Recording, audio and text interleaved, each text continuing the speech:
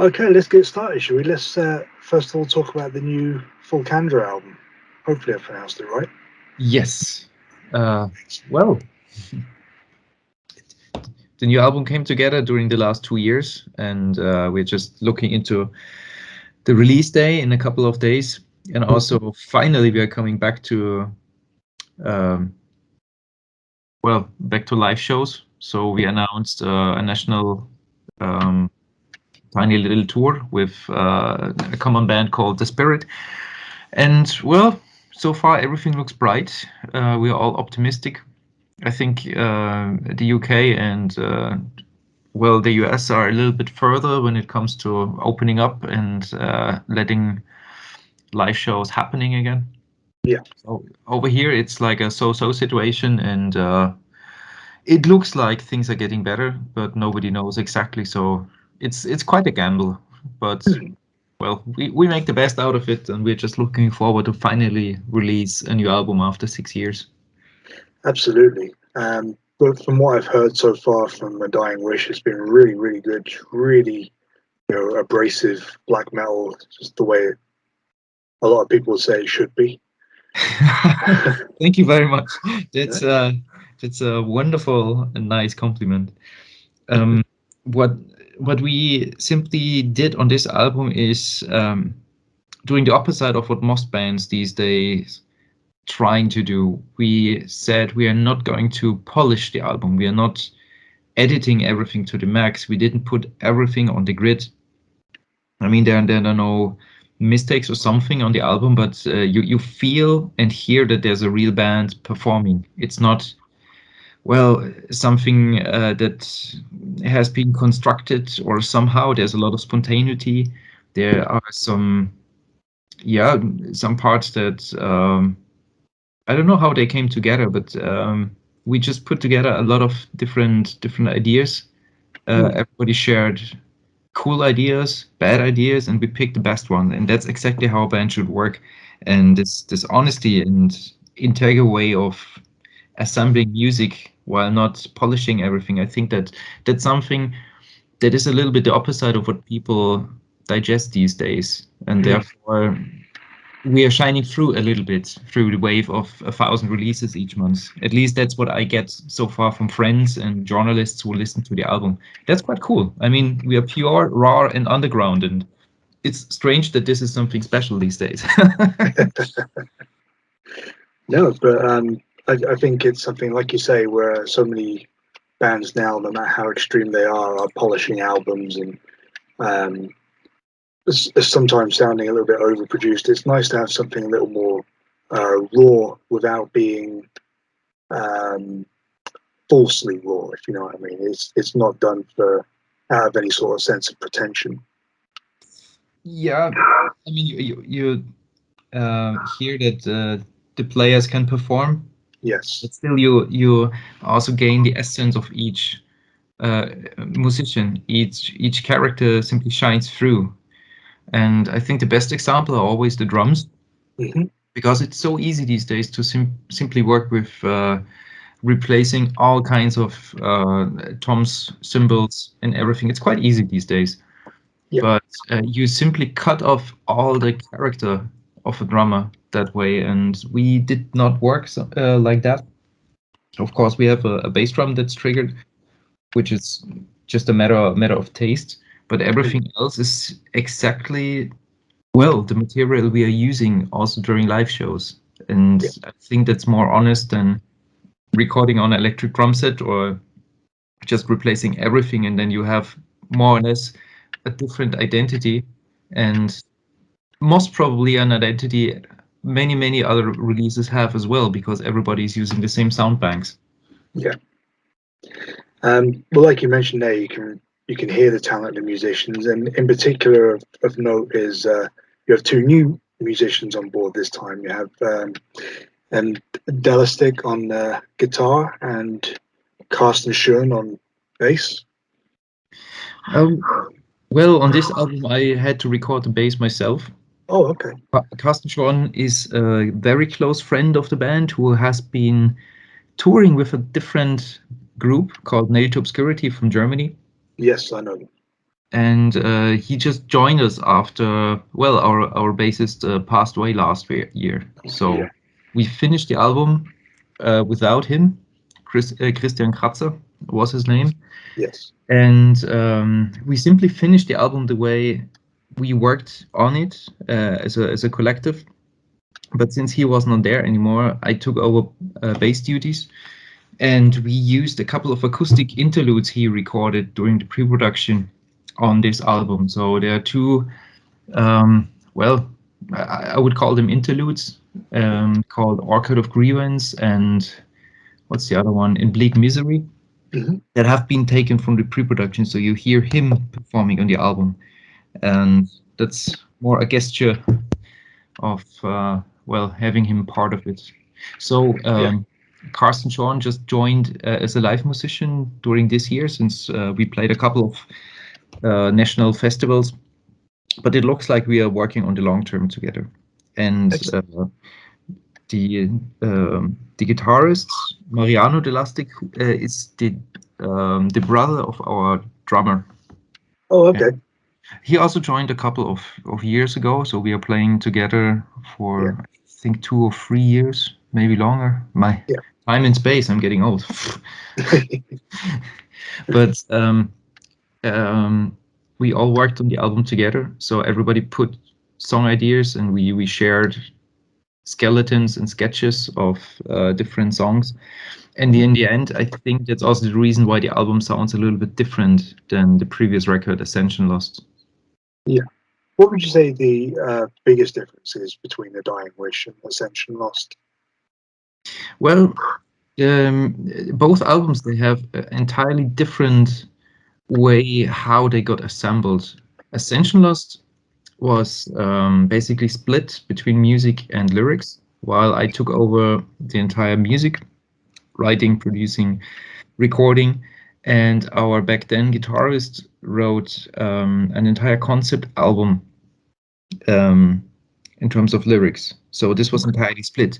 And now the new record, A Dying Wish, was entirely made collective when it comes to the music. So everybody, well, had their influences, and I think they shined through a lot.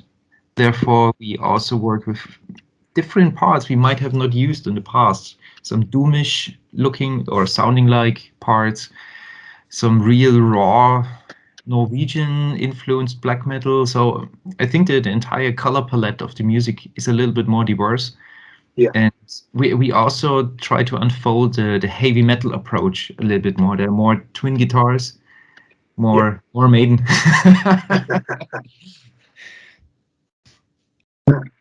No, that's good. You know, it's nice to. There's so many different regional black metal scenes to have taken influence from. You know, and it's like the more heavy metal influenced black metal is very Greek in a way. You know, bands like Necromantia and Thou Art Lord, Nightfall, they all have that kind of influence as well. So yeah, it's good because I mean, obviously previously, Thulcandra has kind of been compared to Dissection. And you can hear that, but it's definitely not like a carbon copy. It's not a tribute band. I think this comparison to Dissection, we will never get off our shoulders. But there are worse things in life as well. Oh yeah, yeah. So I mean, how many bands are out there playing this kind of music? And when we started in 2003, there have been maybe a handful. And these days, I remember some old bands came back, like Unanimated and Merc Greening, and even Sacramentum. I heard work on new material, but like the big names, or well, I'm not sure if they ever have been really big, but the popular names like Dissection will never come back. So we're doing what we love since 2003. That are 18 years now. By now, we put out 4 albums and a demo, and I'm very sure we have more albums to publish in the very future. So I hope so. There's nothing bad. There's really nothing bad about that. No, not at all. Not at all. Hey, the only complaint fans will have is that obviously you have another little project that nobody's heard of called Obscura. Yeah, and that tends to take up a lot of time. Yeah, that's like quite time-consuming, tiny little project. That's true. Yeah. Actually, I make a living out of the band since quite some time, That's good. and the band is also working on an entirely different level. While Obscura is a touring band with Yeah. shows, well, spread globally, and Thulcandra is more or less the opposite again, because we are, except me, everybody has a regular job. We are Okay. bound to be very picky about live shows. Yeah. We played in support of the previous album a couple of smaller tours. We did a little European tour with Dotheimsgard from Norway and Secrets of the Moon from Germany. We did Yes. a co-headlining tour with Nail to Obscurity. And just recently, in 2020, we played a full European tour. I think it was like 3 or 4 weeks alongside Obscura, Got the Drones, and Fractal Universe. So, aside that, Tulcandra cannot become a touring band, and we do not want uh, to grow into something like that. We want to keep the joy and fun and excitement of making this kind of music. And the rawness I mentioned in the music is also what we more or less um, translate into the lifestyle of the band. We are old school. We rehearse regularly in a rehearsal spot. We have a couple of drinks. We meet together. We are living not too far away from each other, so it's kind of, well, rehearsal romantic, so to say. And Obscura is something different. It's more like project management. Yeah. It's really different. Yeah. How difficult is it to balance those two bands? Because I mean, like you say, Fulcandra's not a full blown monster, so to speak, like Obscura is. So it's kind of a as and when you can record an album and perform a live show. But there must be more to balancing the two, like logistics wise, than just the size of the bands. Well, first of all, it's the music that keeps everything in balance. Since I grew up with all those rather demanding technical progressive music, I'm using as influence for Obscura, but I also grew up with all those Swedish, Norwegian, or Scandinavian overall black metal bands or Yeah, death metal bands, and that's simply my youth and somehow in my DNA. And when it comes to both bands, I love and respect both music styles the same way, and I take both bands the same serious the same way.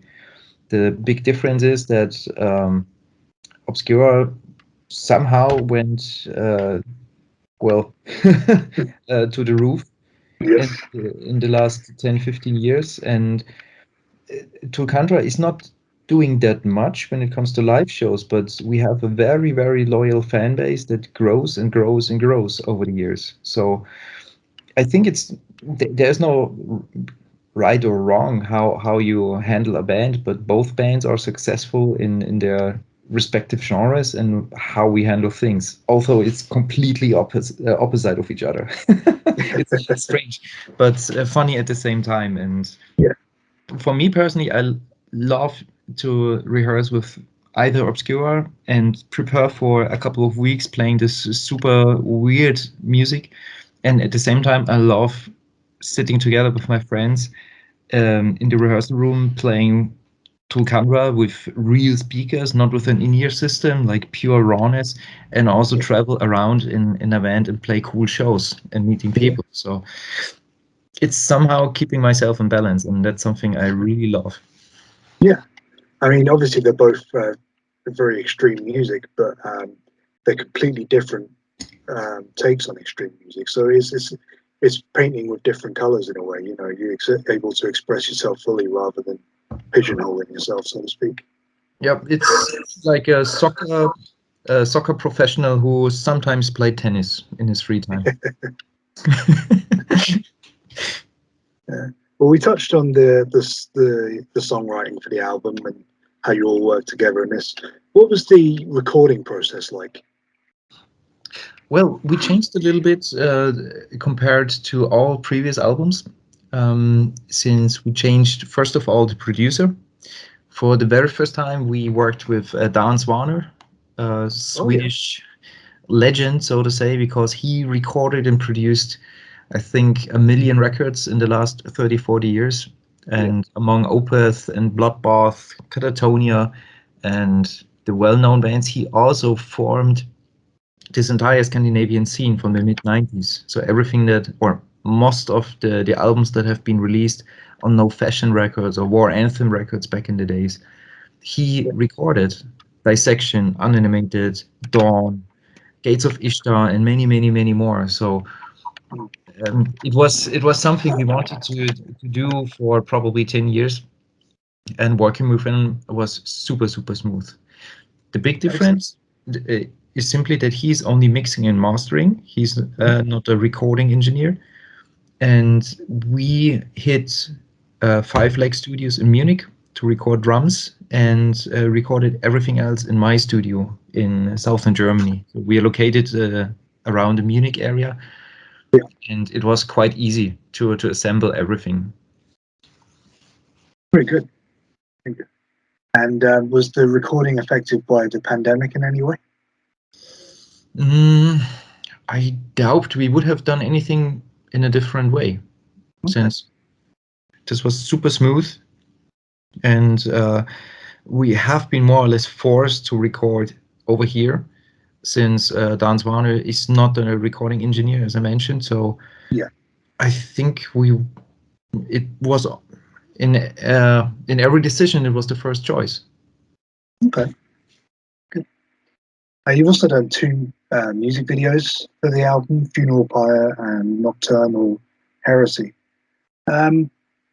These are both pretty cool videos as well. They're very dark, and they get the music across. When I say dark, I don't mean literally, but it's very appropriate for black metal. How satisfied are you that they represent the music well? We are working on the 3rd music video right now for the title track, A Dying Wish. And there's it's not really a concept, but it's a path we want to go or follow when it comes to the visuals. So the first music video you mentioned was Funeral Pyre, the opening track of the album. And during the entire video, you see mostly close-ups and barely the faces.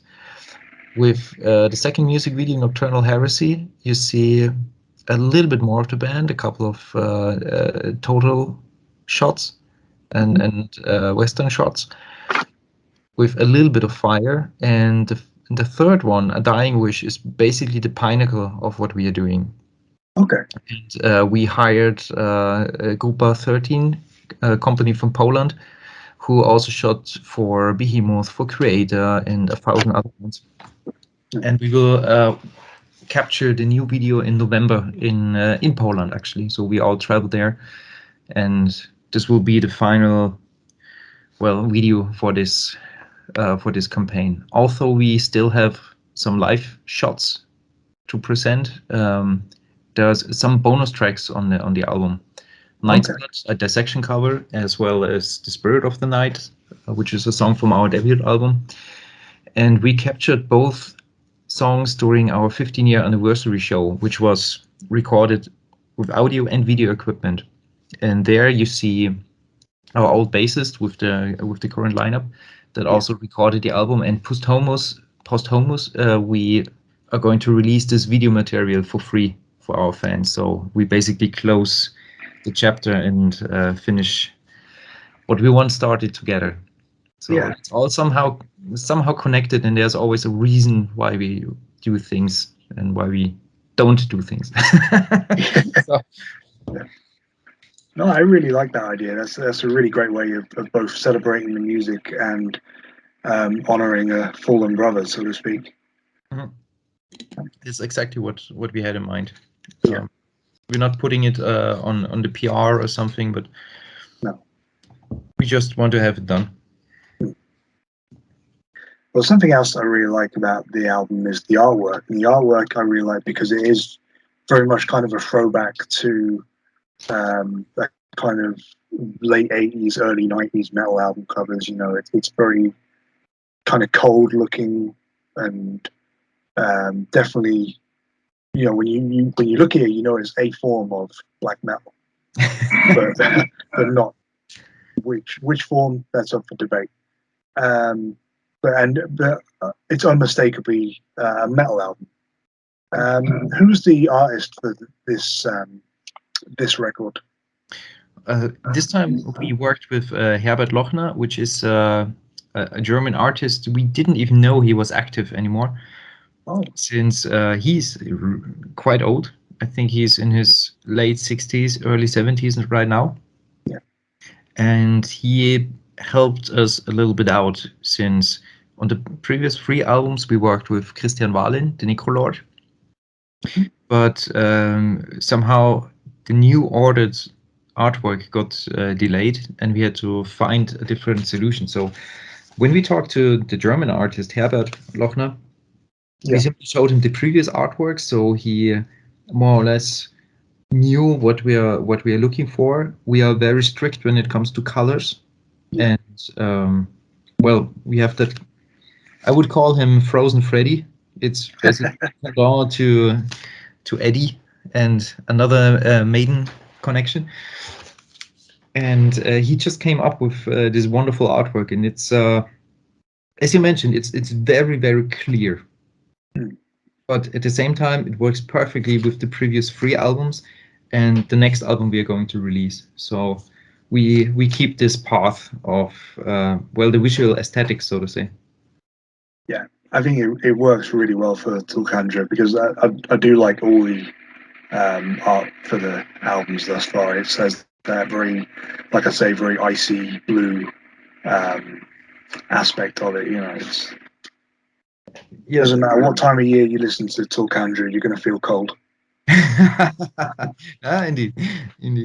I just got the backdrop and the side drops for the new stage production, and we have this album artwork printed really, really huge. So even then, it looks fantastic.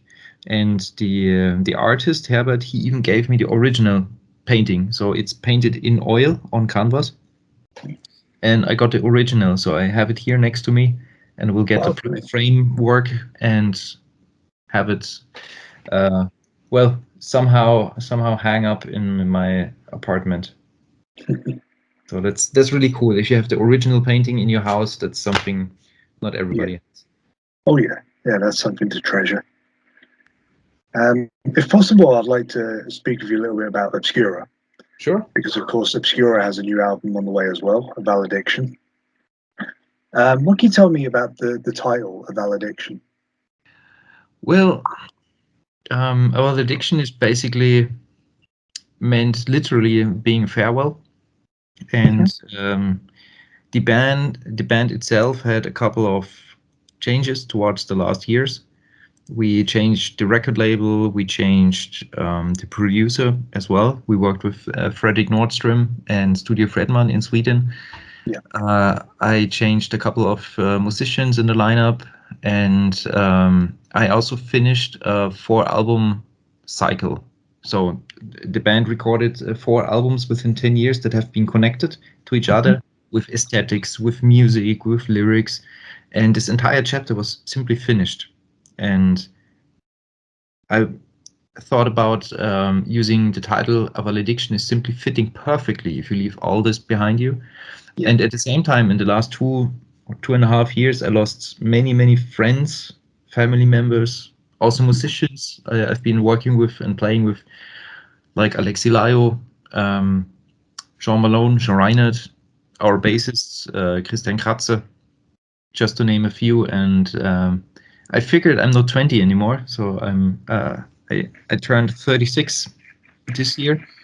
And unfortunately, it turned out to be rather normal that people are, well, not here anymore. So I simply had to deal with that. And I thought it's a quite nice title you can interpret from so many different sides.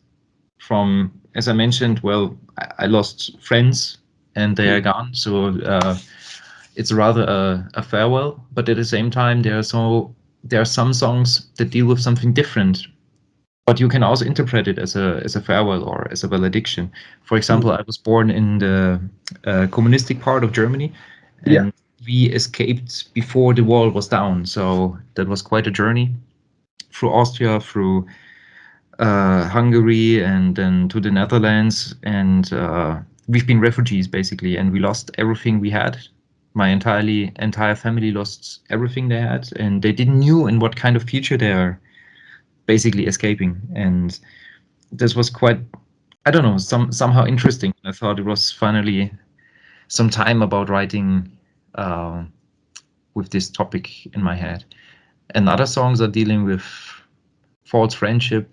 Some are dealing with a fictional friend you might have lost. Yeah, many different topics. And the big difference from the new album Valediction to the previous one is it's a little bit more open.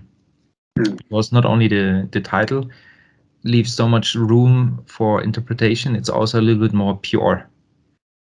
And well, I simply wanted to unfold the human touch with the entire album and the band itself. That's also the reason I changed the cover artist. We worked with Liran Kantor.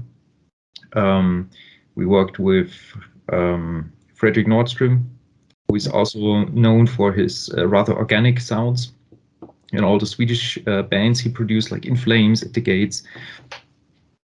So basically, I wanted to shift the entire band from being, well, this limited tech death band towards something that is more digestible. So it's more human. It's not polished. So that's something similar to the Thulcandra record, but in a different genre. I wanted to have people understand a little bit more what we're doing musically, lyrically, but also in terms of the artwork. So many things happened. Absolutely. That's fascinating. I knew you were from East Germany, but I had no idea that you had that history and that biography, so to speak. So, yeah, why not draw from that? That's fascinating. I mean, it's only one of the many stories on the album, but yeah, of course. With a title like that, you have so much room to write a little bit more loose. While the previous records have been in a quite stiff framework, this one is a little bit more free, and well, it's more fun to write if you can just do whatever you want. Yeah. No, I mean, I think Obscura has always kind of had that appeal anyway that crosses over from just tech death. Like I've never been a huge fan of tech death, but I saw you supporting Sepultura in Bristol years ago, and I was blown away. I was so impressed, and I enjoyed the set so much. Like Sepultura is one of my favorite bands, but I was always disappointed.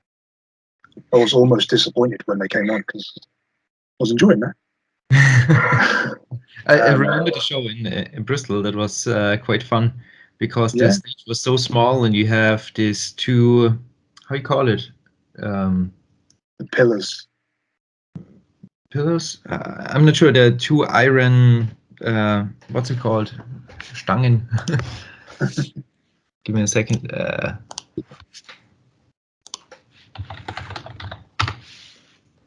Iron bars in the middle of the stage. I played that venue a couple of times. I remember that quite well. Also with Thulcandra, we played there, I think 10 years ago. Oh wow! With Abigail Williams, long time ago. Due for a return then with Thulcandra. I would love to. Yeah. I would love to, but let's see how touring turns out in the next years. Yeah, it's almost like Britain is a little bit behind when it comes to intelligence and good decisions. Not that I'm saying, not that I'm criticizing our dear leader. I think every country does their own mistakes, and we have plenty of them. Yeah. But of course, like you say, that they've changed some of the musicians in the lineup for this Obscura album. And most notably is that you've brought back two former members in Christian Munster and Jeroen Paul Tesling. Again, hopefully I haven't butchered their names. No, all fine. Good. Mein Deutsch schlecht, but I try. Well, I'm still dealing with this English language, so. Hey, your English is better than my German. So. Okay, fair enough. Thank you. But in bringing these former members back, do you feel that you've kind of, even though the album is kind of like you say, a farewell to certain parts of your life or people, do you feel that you've kind of brought back a original spirit or an older spirit of Obscura? Well, I would say a similar spirit, because when the both musicians you mentioned have been in the band or joined the band in the very first place, I think that was 2007. Wow. And we have been in a similar situation. We just signed our very first international contract with Relapse Records. We started to tour globally just a year later or 2 years later. We released our first album that has been distributed worldwide. So it was also like a fresh start. And now, with having finished those 4 albums I just mentioned, and have now a new record deal, have new partners everywhere, have everything new, it's quite similar. It's like going back to school, but you have already the experience of 20 years. So that's really cool. And you know each other very well. With Christian and Jeroen, I already recorded music back in the days, and we also have been on tour together for a very, very long time. So we know each other's weak spots, but we also know each other's strengths, not only when it comes to music, but also from the social part. And in the meantime, the band grew a lot. I mean, we tour on an entirely different level than back then. Yeah. Just to compare, now we have a proper a tour bus with a crew of 5 people, with backline and everything easy. And back then we did well. I remember our first US tour in a van on our own. We didn't have a clue how things work in the US. We didn't know anything. We've been confused and sleepless, and had to drive 500 miles every day. So that was kind of suicidal, to be honest. But we somehow made it happen. And to come back to your question, it's really cool that we know each other that well, and now with simply better circumstances, everything is so much easier. And they agreed within what means agreed. I mean, when I was looking for a new lineup, I took less than 2 weeks to assemble the musicians to a lineup we have right now. So I reached out to David, Jeroen, and Christian, and after a couple of mails and calls, we've been here. And since then, we simply enjoy making music together. And that's also like a fresh start. But at the same time, well, you know what you get. Yeah, of course. Excellent. And today's a good day to talk to you as well, because the video for When Stars Collide has just been released. You've seen that already? Of course I have, yeah. Lovely. That's very good. And of course, one of the things people are going to really notice about it is that you've got Bjornstrud from Soilwork on vocals as well. How did this collaboration come to be? That was one of those spontaneous things that have not been planned at all. Right. So I was flying over to Sweden to record acoustic guitars and vocals at Studio Fredman. And we made a master plan to record only 2 songs a day, simply to have enough headroom for the voice and not harming anything. And before we recorded each song, we listened to the composition. We talked about the pre-production. We talked a lot, so it's all about communication. And somewhere on a side note, I mentioned, yeah, hey, here at that note, at that part, I would like to do something like maybe Soilwork would do, because I like the band very much. And Frederick just mentioned with his really, really Swedish blended accent, oh, well, you know, I recorded probably 10 albums with Bjorn. If you want to sound like Soilwork, we just call him. And within 3 days, we had his vocal lines in the mix. So it was hilarious. It was really something that was not planned, but I'm absolutely proud having him on the record, since I'm a fan of not only Soilwork but also the Night Flight Orchestra. Yes. And he's a really underrated singer. His range is so huge, from playing AOR to hard rock to extreme death metal. Well, there's nothing he can't do. So really, really cool. This worked out. And we didn't plan on having any guests on the record. So this is, fortune. Yeah. Like a happy coincidence almost. Yeah, like Bob Ross. Well, Steffen, it's been really, really nice talking to you today. I'd love to talk to you some more, but unfortunately, I've got another interview to prepare for. All right. Thank you very, very much for taking it. It's been fascinating, and I wish you only success with both the Obscura and the Thulcandra albums, and anything else you've got planned. Why not? Well, thank you very much for the interview. And whenever we are coming to Bristol, if it's Thulcandra, Death to All, Obscura, just drop me a message, and of course, you are our guest. Oh, thank you very much. Thank you very much. There you go. You see what brown-nosing musicians gets you. Love you. Okay, Steffen. Auf Wiedersehen und good night. Perfect. Perfect. Yeah. Thank you very much. Hey, have a nice evening and enjoy the next interview. Goodbye, Oliver. Thank you very much. Bye now. Bye-bye.